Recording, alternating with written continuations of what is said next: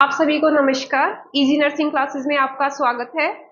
इससे पहले की क्लासेस में हमने वाइटल साइंस डिस्कस किए थे। वाइटल साइंस में हमारा आता है टेम्परेचर, पल्स, रेस्पिरेशन, बीपी।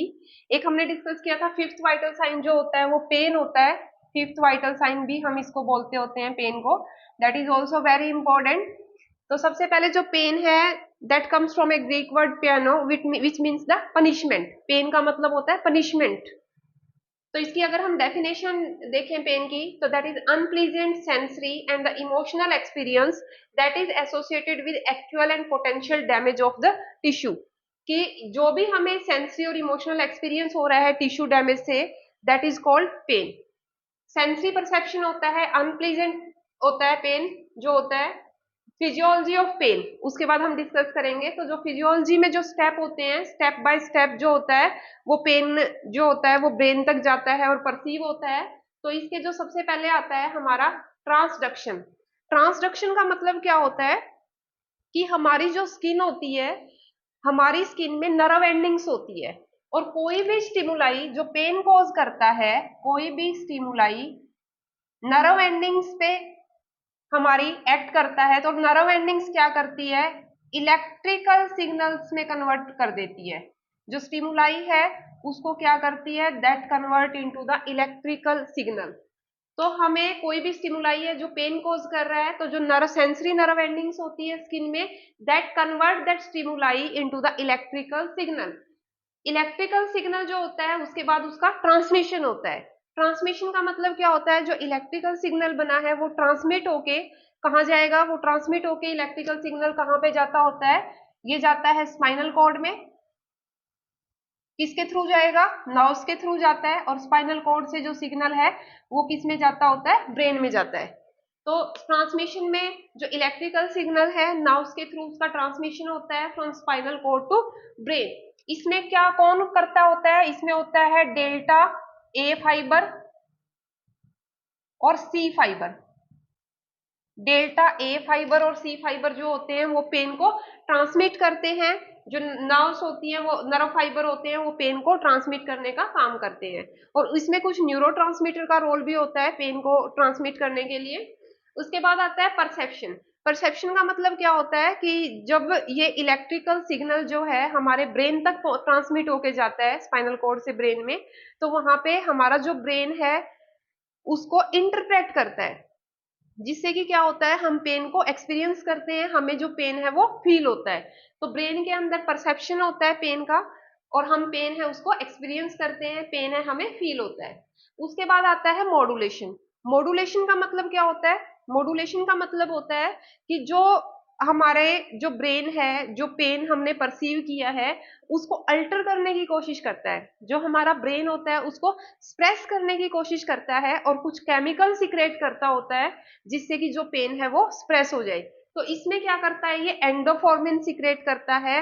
कुछ न्यूरोट्रांसमीटर जैसे कि सीरोटोनिन है गाबा है तो न्यूरोट्रांसमीटर है वो सिक्रेट करता है जिससे कि जो पेन है उसका परसेप्शन कम हो। वो पेन को मॉड्यूलेट करने की कोशिश करता है पेन को अल्टर करने की कोशिश करता है दैट इज कॉल्ड मॉड्यूलेशन। तो पेन की अगर फिजियोलॉजी देखें तो इसमें ट्रांसडक्शन यानी कि जो स्टिमुलाई है पेन कोज कर रहा है नर्व जो एंडिंग्स होती है sensory nerve endings that convert that stimuli into the electrical signal. Electrical signal का ट्रांसमिशन होता है नर्व्स के थ्रू स्पाइनल कॉर्ड में उसके बाद ब्रेन में जाता है। उसके बाद हमारा ब्रेन है उसको परसीव करता है जिससे कि जो पेन है हमें फील होता है। इसके बाद इसको अल्टर या स्प्रेस करने की कोशिश करता है ब्रेन जिसको हम मॉड्यूलेशन बोलते हैं जिसमें कि हमारा जो ब्रेन है वो कुछ केमिकल रिसेप्टर सिक्रिएट करता है जैसे कि गाबा है न्यूरोट्रांसमीटर सीरोटोनिन है एंडोफॉर्मिन है। तो ये सारे के सारे जो न्यूरोट्रांसमीटर होते हैं वो पेन को मॉड्यूलेट करते हैं। इसके बाद हमारी क्या है दो टर्म्स हैं हाइपरएल्जिया एंड द एलोडाइनिया। हाइपरएल्जिया का मतलब क्या होता है कि कोई भी पर्सन है कोई भी स्टिमुलाई है जो पेन कॉज कर रहा है the person experience more pen. मतलब इतना है नहीं जितना पे इतना स्टिमुलाई ने पेन कॉज नहीं किया है जितना कि पर्सन को पेन फील हो रहा है दैट इज कॉल्ड हाइपर एलेजिया। जो पर्सन होता है उसको ज्यादा एक्सपीरियंस होता है ज्यादा पेन फील करता है तो इसको हम हाइपर एलेजिया बोलेंगे। नॉर्मल से ज्यादा अगर वो पेन को परसीव कर रहा है उसके बाद हमारा आता है allodynia. It is also a type of hyperalgesia, इसी की टाइप होती है एलोडाइनिया। इसमें क्या होता है, जो पर्सन होता है उसको नॉर्मल टच से भी पेन परसीव होता है। अगर उस पर्सन को हम नॉर्मली टच करते हैं या उसको थोड़ा सा कुछ लग जाता है तो उससे भी उसको अगर पेन परसीव हो रहा है, that is called the allodynia. This is a psychological problem, कुछ पर्सन्स में होती है जिसकी वजह से ऐसा होता है। तो ये टर्मिनोलॉजी आपको पता होनी चाहिए, कई बार पूछ लेते हैं हाइपरएल्जिया क्या होता है और एलोडाइनिया का मतलब क्या होता है। Allodynia is a type of hyperalgesia, normal से ज्यादा अगर पेन परसीव हो रहा है किसी को, दैट इज हाइपरएल्जिया। ठीक है। उसके बाद आता है हमारा थ्योरी है, बहुत इंपॉर्टेंट है पेन के लिए जो थ्योरी है, that is the gate control theory for the pain. जो गेट कंट्रोल थ्योरी होती है मेलजैक और वॉल ने दी थी 1965 के अंदर, मेलजैक एंड वॉल इन 1965। इसने बताया था कि जो पेन है उसके लिए क्या होता है, शॉर्ट फाइबर होते हैं और लार्ज फाइबर होते हैं। जो शॉर्ट फाइबर होते हैं ये क्या होते हैं, ओपन हो जाते हैं, और जो लार्ज फाइबर होते हैं ये क्लोज हो जाते हैं जब पेन होता है। जब पेन होता है तो जो शॉर्ट फाइबर होते हैं वो ओपन हो जाते हैं,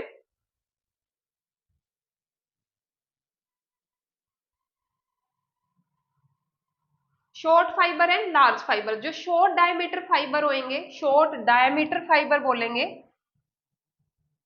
that open at the time of pain, and the large diameter fiber they close at the time of pain। फिर उसके बाद हम क्या कर रहे हैं, कोई नॉन फार्मेकोलॉजिकल मेजर है जैसे मसाज की है, वहां पे हमने कोई रिलैक्सेशन करवा रहे हैं पेशेंट को, तो उस टाइम पे क्या होता है, अभी तो ओपन है शॉर्ट फाइबर और ये क्लोज है तभी पेन परसीव हो रहा है, तो जब मसाज करते हैं तो क्या होता है, उल्टा हो जाता है। जो लार्ज डायमीटर फाइबर होते हैं मसाज करने की वजह से ये ओपन हो जाते हैं, और जो शॉर्ट डायमीटर फाइबर होते हैं ये क्लोज हो जाते हैं, जिससे कि हमें पेन है वो परसीव नहीं होता। अगर हम कोई मसाज कर रहे हैं या कोई भी रिलैक्सेशन थेरेपी यूज कर रहे हैं तो उस केस में, तो ये है हमारी गेट कंट्रोल थ्योरी। तो इसमें आपने किसने ये दी है, मैकजैक और वॉल ने 1965 में दी है।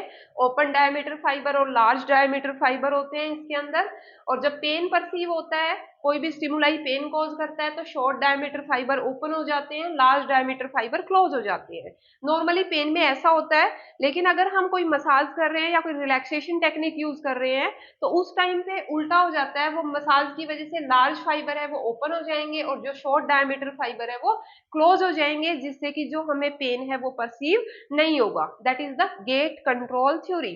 तो इसका इंपॉर्टेंट है ये थ्योरी, पेन के लिए सबसे इंपॉर्टेंट यही थ्योरी है, किसने दी है और इसका क्या मैकेनिज्म है थ्योरी का, वो आपको पता होना चाहिए। इसके बाद हम पढ़ेंगे टाइप्स ऑफ पेन कौन कौन से होते हैं। तो यहाँ पे होता है एक्यूट पेन और क्रोनिक पेन। सबसे पहले एक्यूट पेन क्या होता है, एक्यूट पेन हम किसको कहेंगे, एक्यूट पेन हम बोलते हैं कि कोई भी पेन है अगर वो डेज में है 2 मंथ्स, यानी कि कुछ वीक्स के लिए पेन है या कुछ मंथ्स के लिए है या कुछ डेज के लिए है, तो वो एक्यूट पेन में आता है।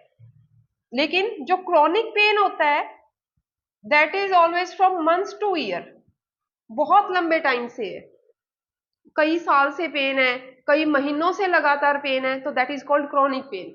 जबकि कुछ दिनों से पेन है तो that is called acute pain, उसको हम बोलते हैं। एक्यूट पेन जो होता है इसको हम ट्रांजिएंट पेन भी बोलते हैं, transient pain, it is also called transient pain. Acute pain कुछ वीक से पेन है या कुछ डेज से है तो दैट इज ट्रांजिएंट पेन। जो एक्यूट पेन होता है ये क्या होता है, जैसे कि कोई भी कट लग गया है, कोई बर्न हो गया है, एंकल में कोई स्प्रेन आ गई है, तो उसकी वजह से जो पेन हो रहा है दैट इज एक्यूट पेन। तो एक्यूट पेन में हम क्या करते होते हैं पेशेंट को, इसमें हम पेशेंट को मेडिसिन देंगे, तो पेशेंट को क्या होगा, जो मेडिसिन देंगे पेशेंट को तो पेशेंट ठीक हो जाएगा एक्यूट पेन में। ठीक है। उसके बाद हमारा आता है क्रोनिक पेन। क्रोनिक पेन अकर मंथ्स टू ईयर, सालों तक होता है ये। तो क्रोनिक पेन जो होता है ये किस वजह से होता है, इसके कॉजेज क्या हो सकते हैं। क्रोनिक पेन का जो कॉज है, जैसे कि कैंसर पेशेंट है उनमें क्रोनिक पेन होता है, कोई पेशेंट के अंदर कंटिन्यू बैकअप है पेशेंट को तो उसमें क्रोनिक पेन है, या कोई भी क्रॉनिक इलनेस है लंबे टाइम से, that cause the chronic pain. जो क्रॉनिक पेन होता है उसमें सिर्फ जो होती है वो मेडिकेशन थेरेपी नहीं होती यूज, साथ में हमें फिजिकल थेरेपी, साथ में हमें साइकोलॉजिकल थेरेपी जो होती है वो भी पेशेंट को हमें देनी पड़ती है ट्रीट करने के लिए, तो उसको हम बोलेंगे क्रॉनिक पेन। ठीक है, तो एक्यूट पेन और क्रॉनिक पेन। उसके बाद हमारा आता है सोमैटिक पेन। सोमैटिक पेन जो होता है that is related with skin, connective tissue, skin, subcutaneous tissue से रिलेटेड जो पेन होता है दैट इज सोमैटिक पेन। जो सोमैटिक पेन होता है वो लोकलाइज्ड होता है। सोमैटिक पेन कि कहाँ पे पेन हो रहा है, हम बताएंगे यहाँ पे पेन है, कोई स्ट्रेन आ गई है या फिर कोई कट की वजह से कोई पेन है, तो हम बता सकते हैं, उसको लोकलाइज कर सकते हैं कि यहाँ पे पेन है, तो दैट इज सोमैटिक पेन। तो somatic pain is related with skin, subcutaneous tissue और फैट से रिलेटेड जो पेन होता है, लोकलाइज्ड पेन होता है, तो उसको हम बोलेंगे सोमैटिक पेन। इसके बाद आता है visceral pain. Visceral pain that is related with internal organs. Internal organ से रिलेटेड कोई पेन हो रहा है तो उसको हम बोलते होते हैं विसरल पेन। विसरल पेन में क्या होता है, जैसे कि पेशेंट को अपेंडिक्स का पेन है, that is visceral pain. Patient को एमआई का पेन है, तो हार्ट के अंदर पेन हो रहा है तो एमआई का पेन है, that is also visceral pain. इसके अलावा जैसे कि पेशेंट है पेप्टिक अल्सर है तो उसको स्टमक में पेन हो रहा है अंदर, तो that is also visceral pain. तो pain that is related with the internal organs is called visceral pain. After that, neuropathic pain. Neuropathic pain that is related with the nervous system. Nervous system से related pen है। Nervous system में के अंदर कोई process alter हो गई है या कोई जो नर्व है वो डैमेज हो गई है, तो उसकी वजह से जो पेन होता है that is called neuropathic pen. जो न्यूरोपैथिक पेन होता है वो किस में होता है, जैसे न्यूरोपैथिक पेन हमारा होता है डायबिटिक पेशेंट में होता है, कोई पेशेंट है उसको मल्टीपल स्क्लेरोसिस है, कोई स्पाइनल कॉर्ड इंजरी हो गई है पेशेंट को, साथ में नर्व डैमेज हो गई है, ठीक है, मल्टीपल स्क्लेरोसिस है, स्ट्रोक है पेशेंट को, तो उस केस में जो नर्वस सिस्टम से रिलेटेड जितनी भी प्रॉब्लम है that is called neuropathic pain, that occur due to the alter process in the nervous system or that occur due to the damage of the nerve in the nervous system. After that cancer pen, ये आपको पता ही है cancer patients में होता है। कई बार क्या करते हैं, जो ट्यूमर होता है वो ग्रो करता है जिसकी वजह से जो नर्व होती है वो स्ट्रेस हो जाती है और पेन हमें परसीव होता है। या फिर जो पेशेंट होता है वो कीमोथेरेपी के ऊपर पेशेंट होता है और कीमोथेरेपी के जो साइड इफेक्ट्स है उनकी वजह से जो पेशेंट है वो पेन को परसीव करता है, तो that is called cancer pain. After that there is a idiopathic pain. Idiopathic word कहीं भी आ जाए, इडियोपैथिक का मतलब होता है कॉजेज अननोन। कई बार ऐसा पेन होता है कि हमें कॉज ही नहीं पता होता, सारी रिपोर्ट्स नॉर्मल आती है पेशेंट की, हमें पता ही नहीं होता किस वजह से पेन हो रहा है, तो that is called idiopathic pain, cause is unknown. ठीक है, these are the types of pain. कौन कौन से टाइप्स के होते हैं। After that the assessment of pain. The assessment pain की हम कैसे करेंगे, उसके लिए पेन स्केल है असेसमेंट करने के लिए। तो इसमें सबसे पहले आता है numerical rating scale. Numerical rating scale क्या होता है, इसमें 1 से लेके 10 तक दी होती है, 1 2 3 4 5 6 7 8 9 10, 10 तक नंबरिंग दी होती है स्केल पे, और हम पेशेंट से पूछते हैं कि आप बताओ कि आपको कितना पेन हो रहा है। जैसे पेशेंट कह रहा है 2 3 तो हम माइल्ड पेन है, पेशेंट कह रहा है कि 9 10 तो इसका मतलब पेशेंट को बहुत ही सीवियर पेन है, पेशेंट कह रहा है कि 5 और 6 तो मॉडरेट पेन है। तो इस तरह से हम पेन का पता करते हैं, असेस करते हैं कि पेशेंट रेटिंग कितनी दे रहा है 1 to 10 में। उसके बाद आता है verbal description pain. Verbal descriptor pain में क्या होता है, इसमें कि हम पेशेंट से पूछते होते हैं, पेशेंट से पूछते हैं कि आपको माइल्ड पेन है, मॉडरेट पेन है, सीवियर पेन है, वेरी सीवियर पेन है या वर्स पेन है। तो जो स्केल होता है उस पे ऐसे लिखा होता है, यहाँ पे स्केल पे यहाँ पे माइल्ड है, यहाँ पे मॉडरेट लिखा है, यहाँ पे सीवियर है, वेरी सीवियर है, या फिर जो लास्ट है वहां पे लिखा होता है वर्स पेन है। तो यहाँ पे हम जो है स्केल के ऊपर नम देते होते हैं, पेशेंट को टिक करते हैं कि पेशेंट को मॉडरेट पेन है, वेरी सीवियर पेन है या फिर पेशेंट को वर्स पेन है। तो वर्बली पेशेंट बताता है कि कितना पेन है, तो वर्बल डिस्क्रिप्टर पेन बोलते हैं इसको हम। उसके बाद जो स्केल यूज होता है that is visual analogue scale. जो विजुअल एनालॉग स्केल होता है इसमें क्या करते हैं इसमें भी 1 to जो होती है 10 तक जो होती है वो नंबरिंग दी होती है और हम पेशेंट को मार्क करने के लिए बोलते हैं कि 1 to 10 अगर हम बोले तो वो अपने पेन को कहाँ पे मार्क करेंगे, कहाँ पे कितनी नंबरिंग देंगे। तो 1 to 10 नंबरिंग होती है विजुअल एनालॉग स्केल में भी। तो पेशेंट जो होता है 1 to 10 के जो स्केल होता है उसके बीच में मार्क लगाता है। उसके बाद इंपॉर्टेंट है Wong Baker face rating scale. जो Wong Baker face rating scale होता है इसमें पेन के डिफरेंट फेस दिए होते हैं। जैसे कि कोई पेशेंट है अगर थोड़ा सा पेन है तो नॉर्मल सा फेस मिलेगा, तो अगर ज्यादा ही पेन है तो उसका जो फेशियल एक्सप्रेशन है वो चेंज हो जाते हैं पेन के अकॉर्डिंग। तो उसमें डिफरेंट एक्सप्रेशंस दिए होते हैं फेस पे। तो उनमें से हम पेशेंट को बोलते हैं कि इनमें से आपको कौन सा कितना पेन हो रहा है, फेस को देख के आप असेस कीजिए कि आपको कितना पेन है। तो that is called Wong Baker face rating scale. तो ये पेन को असेस करने के लिए स्केल है, numerical rating scale, verbal descriptor, patient से वर्बली पूछते हैं, visual analogue scale, Wong Baker face rating scale. तो इसमें डिफरेंट इमेजेस होती है फेस की और हम पेशेंट से असेस करते हैं कि पेन कितना है। इसके बाद हमारा आता है management of the pain. Pain को मैनेज कैसे करेंगे, तो दो तरह की मैनेजमेंट हमारी होती है पेन को मैनेज करने की, non pharmacological management and the pharmacological management. Non pharmacological management में हम मेडिसिन का यूज नहीं करते, तो इसमें क्या करते हैं हम, बायोफीडबैक। इसमें सेंसर होते हैं जो असेस करेंगे पेशेंट की मसल टोन कितनी है, मसल स्ट्रेंथ कितनी है, पेशेंट की हार्ट रेट कितनी है, और हम पेशेंट को टीच करते होते हैं कि अपने पेन को रिड्यूस करने के लिए इन चीजों को कैसे कंट्रोल करना है। तो that is called bio feedback. After that cognitive behavioural therapy.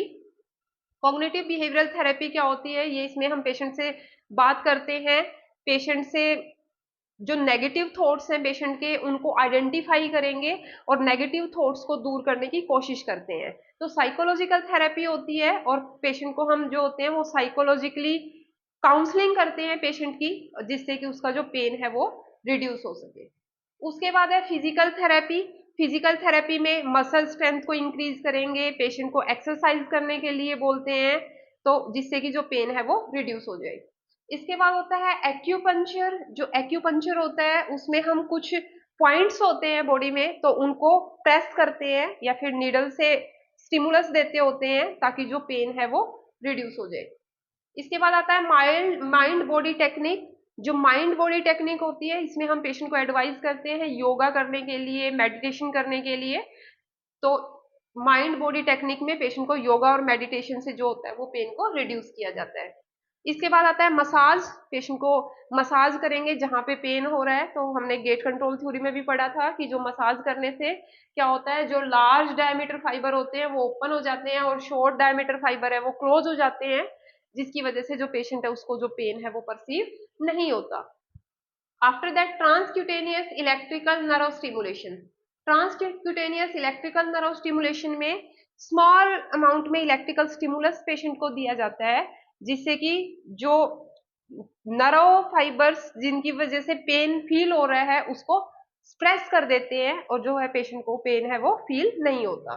तो इसमें स्मॉल इलेक्ट्रिकल करंट है जो पेशेंट को वो दिया जाता है ट्रांसक्यूटेनियस इलेक्ट्रिकल नर्व स्टिमुलेशन के अंदर। इसके अलावा हमारा एक और आता है डिस्ट्रैक्शन थेरेपी। डिस्ट्रैक्शन में हम पेशेंट को क्या करेंगे, उसको पेन पे पूरा फोकस पेशेंट का पेन के ऊपर है, तो हम उसके माइंड को डिस्ट्रैक्ट करने की कोशिश करते हैं। जो भी प्लेजरेबल एक्टिविटी या पेशेंट को प्लेजरेबल एक्सपीरियंस करवाएंगे, जो चीज पेशेंट को अच्छी लगती है, जैसे कि पेशेंट को बाहर घूमने ले जाएंगे या पेशेंट को कोई मूवी दिखाएंगे, ठीक है, जिससे कि जो पेशेंट है उसको जो पेन है वो परसीव ना हो। तो डिस्ट्रैक्शन थेरेपी भी नॉन फार्मेकोलॉजिकल में इंटरवेंशन के अंदर आती है। इसके बाद आता है हमारा फार्मेकोलॉजिकल इंटरवेंशन। जो फार्मेकोलॉजिकल इंटरवेंशन होता है इसमें मेडिसिन का यूज होता है। तो इसमें सबसे पहले जो आती है हमारी नसेड्स आती है। नसेड्स का मतलब होता है non steroid anti inflammatory drugs. Non steroid anti inflammatory drugs. जो non steroid anti inflammatory drugs होती है हमारी, इसमें कौन सी आती है, हम पेशेंट को देते हैं एस्प्रिन पेन के लिए, ठीक है, एस्प्रिन देते होते हैं नसेड्स में, या फिर ब्रूफिन देते हैं, आइबू ब्रूफिन बोलते हैं, वो भी हम देते होते हैं नसेड्स में। तो एस्प्रिन जो होती है, अगर हम पेशेंट को दे रहे हैं तो जो एस्प्रिन होती है एंटी प्लेटलेट होती है, एंटी इंफ्लामेटरी होती है, एनाल्जेसिक होती है। अगर एस्प्रिन दे रहे हैं तो हमें इस चीज का ध्यान रखना होता है कि जो पेशेंट है उसको कोई कोगुलेशन डिसऑर्डर तो नहीं है पहले से, ठीक है, इस चीज की हमें पहले ही हिस्ट्री लेनी होती है। या फिर जो एस्प्रिन होती है वो पेप्टिक अल्सर भी कॉज करती है, तो जो एस्प्रिन होती है वो खाली पेट हम पेशेंट को जनरली नीड नहीं देते होते हैं, क्योंकि ये पेप्टिक अल्सर कॉज करती है। ठीक है, बाकी डिटेल में पढ़ेंगे एस्प्रिन के बारे में हम आगे। उसके बाद ओपियोइड्स आता है। ओपियोइड्स में हमारी क्या आती है, ओपियोइड्स में हम देते होते हैं पेशेंट को मॉर्फिन, मॉर्फिन सल्फेट। जो ओपियोइड्स होते हैं ये सिडेटिव इफेक्ट होता है ओपियोइड्स का, सिडेशन कॉज करते हैं। और इनका जो सबसे मेन साइड इफेक्ट होता है ओपियोइड्स का, they cause the respiratory depression. Respiratory depression cause करते हैं, हाइपोटेंशन कॉज करते हैं, यूरिनरी रिटेंशन कॉज करते हैं। ठीक है, और जो प्यूपिल है वो पिन पॉइंट प्यूपिल हो जाता है ओपियोइड्स की वजह से। आगे और डिटेल में पढ़ेंगे ओपियोइड्स के बारे में, लेकिन यहाँ भी इतना ध्यान रखना है कि इसमें मॉर्फिन सल्फेट आता है। मॉर्फिन सल्फेट सिडेशन कॉज करता है। और अगर हम मॉर्फिन किसी को दे रहे हैं तो पहले हम देखना होता है कि पेशेंट को कोई रेस्पिरेटरी प्रॉब्लम तो नहीं है, पहले से ही रेस्पिरेटरी डिप्रेशन तो नहीं है।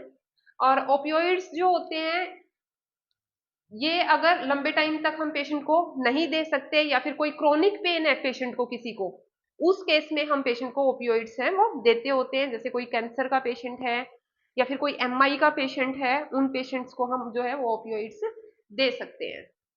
जो एंटीडोट होता है ओपियोइड्स का, दैट इज कॉल्ड नेलोक्सोन। बहुत बार क्वेश्चन पूछा पूछा जाता है, एंटीडोट फॉर ओपियोइड्स या antidote for morphine sulphate, that is called naloxone. तो ये याद रखना है, बहुत इंपॉर्टेंट है। ओपियोइड्स का एंटीडोट होता है नेलोक्सोन।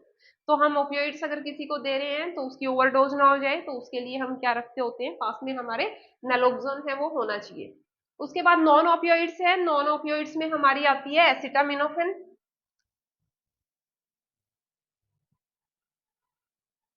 एसिटामिनोफेन जो होती है अगर हम किसी को दे रहे हैं तो ये सबसे मेन इसका क्या है कि कोई पेशेंट को लीवर डिजीज तो नहीं है, ये हमें देखना होता है, क्योंकि ये हिपैटोटॉक्सिसिटी बहुत ज्यादा कॉज करती है एसिटामिनोफेन।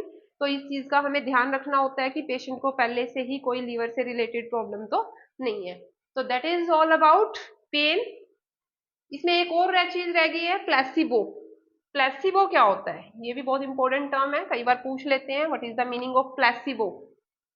प्लेसिबो का मतलब क्या होता है कि कोई पेशेंट है, हमने जो पेन के लिए इंटरवेंशन करना था हम कर चुके हैं, जो हमने पेन किलर या जो मेडिसिन देनी थी पेन के लिए वो हम दे चुके हैं, लेकिन फिर भी पेशेंट को पेन परसीव हो रहा है, फिर भी पेशेंट को कोई आराम नहीं है।